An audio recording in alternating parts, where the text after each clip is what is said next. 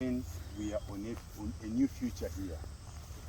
This future is a dead tree. From the way it is, I know it is an indigenous tree. It is a very old tree that might have lived through its age and reached its maximum. But one would wonder, why isn't this tree cut down? This is a dead log. Trees can never die. Living things transform into other things. Right now, this tree acts as a home of millions and millions of wildlife. There are insects. I've seen a wasp nest somewhere. I'm very sure there are some birds staying inside that come and feed. All this is bound by birds feeding on trees. You're looking at these plants going up, look for sunlight.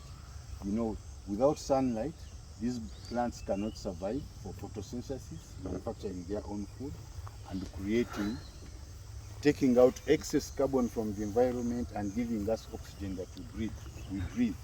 Look at it. This is so beautiful. Ladies and gentlemen, when you come in the botanical gardens, look out for trees like this at a close range. Look at them. Make your view study. You might find there an animal that I'm not seeing right now.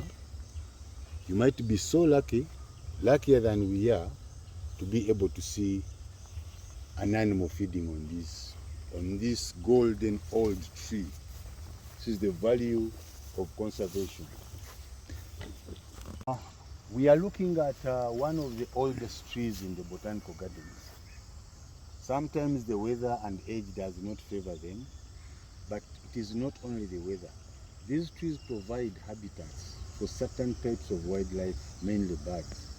When you look at this tree that I'm pointing at, or we are seeing right now, that tree is also still Canarian, but it has got some dead logs on it. It has got holes. It is a breeding place for woodpeckers, for hornbills, for African grey parrots, for malimbes. I can't finish the list of birds that enjoy this type of tree. They burrow holes in that tree, and those birds are responsible for the drying and to some extent, large extent, for the breaking up of those branches. But one would wonder why they're in that area. This place is a little bit out. It is not easily accessed by everyone. So it is very safe for certain wildlife to go in. And on that tree, you are able to see on the other side of the water side and this other side. So it becomes a very safe place for wildlife breeding, mainly for birds that I've listed earlier. Indigenous old trees, that is number one. Then the biggest advantage of the botanical gardens in an urban setting like Entebbe or Kampala, where almost all the natural trees have been cut down and we concentrate on planting them. You see.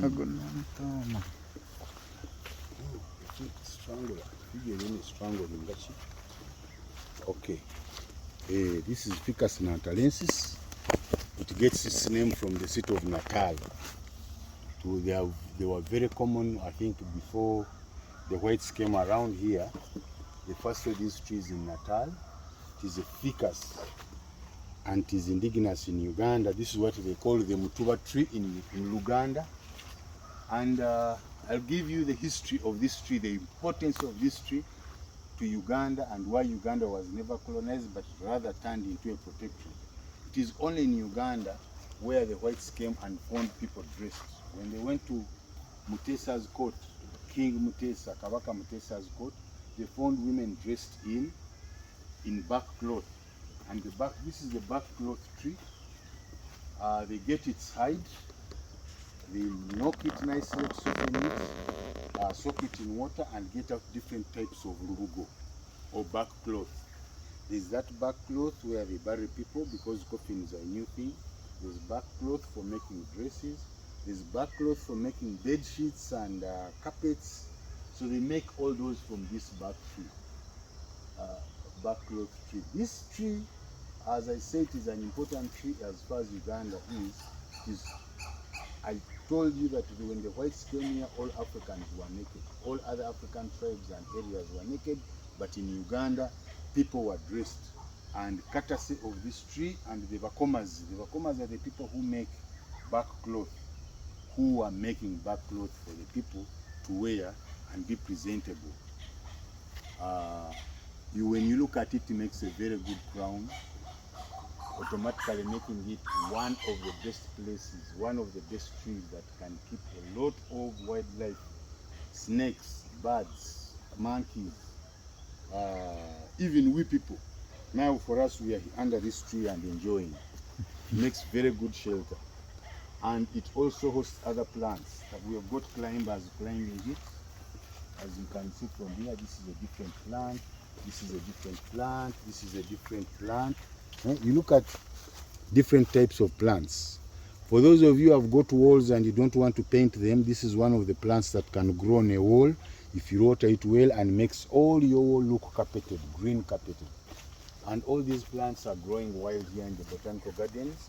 We don't encourage harvesting, rather you can only see them through the lens the way you're seeing them right now. And as Francis had said, this is the pearl of Africa. These are the lots and lots of things that you never see out there and tell people about.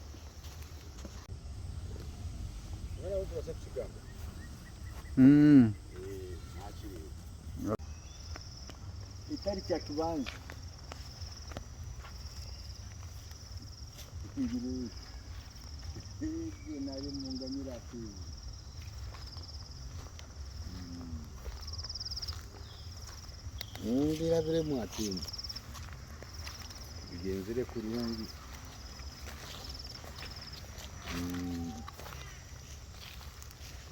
murumuta mwebare kubiravamo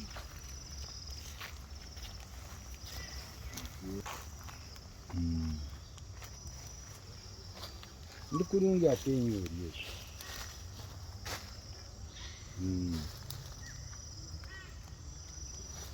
umwana uguriyo ni gukura umwanya wine mwingi kajongo yiyo karemera mu yawe niyo rugongo tukabyaraga mwana